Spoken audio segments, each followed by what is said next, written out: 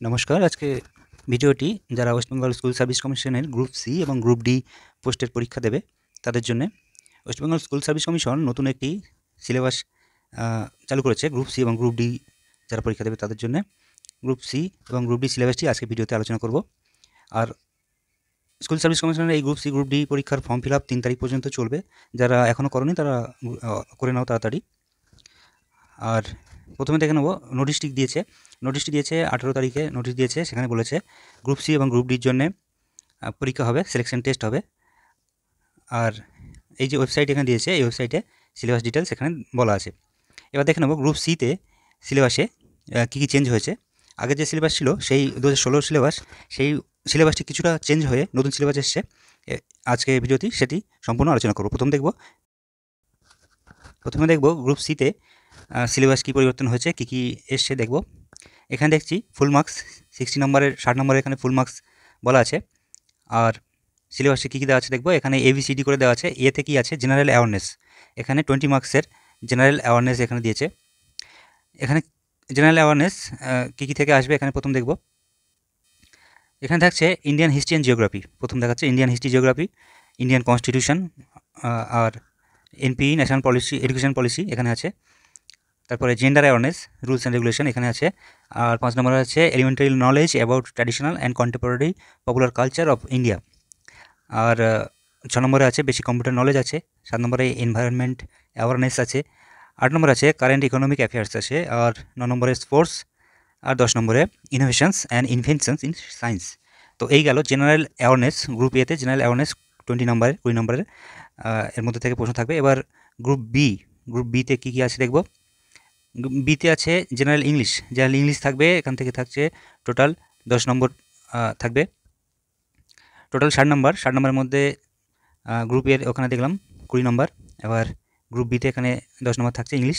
10 নম্বরের মধ্যে কী কী থাকবে দেখব। গ্রামার থাকছে, প্রিপোজিশন, সিঙ্গুলার প্লুরাল এগুলো থাকবে।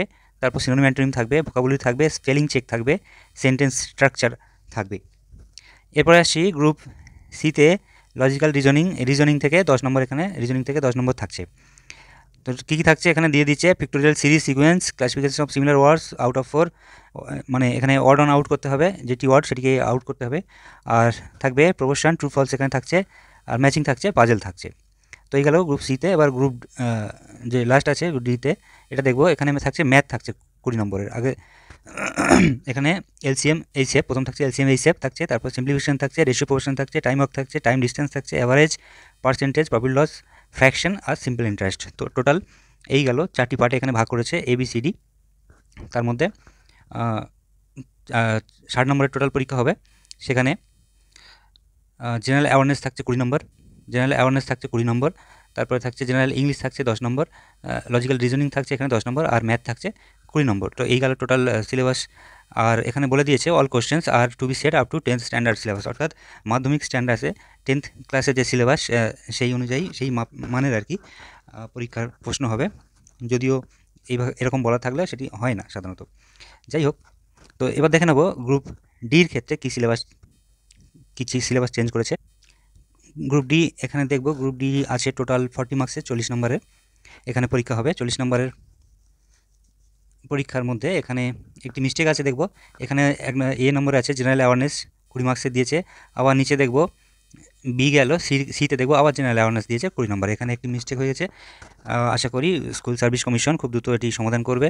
আর দেখে নেব এখানে গ্রুপে জেনারেল অ্যাওয়ারনেস এখানে কী বলেছে। জেনারেল অ্যাওয়ারনেস থাকবে, ইন্ডিয়ান হিস্ট্রি জিওগ্রাফি থাকবে, elementary knowledge on Indian constitution অর্থাৎ সংবিধান থেকে কিছু থাকবে, ইন্ডিয়ান হিস্ট্রি জিওগ্রাফি থাকছে, traditional and contemporary culture of West Bengal থাকছে এখানে। আর স্পোর্টস থেকে এখানে প্রশ্ন থাকবে। আর এলিমেন্টারি কম্পিউটার লিটারেসি, এখানে কম্পিউটারের সম্পর্কে কিছু জ্ঞান থাকবে। জেনারেল অ্যাওয়ারনেস 20 নম্বরের যে থাকছে গ্রুপ এতে সেখানে থাকবে।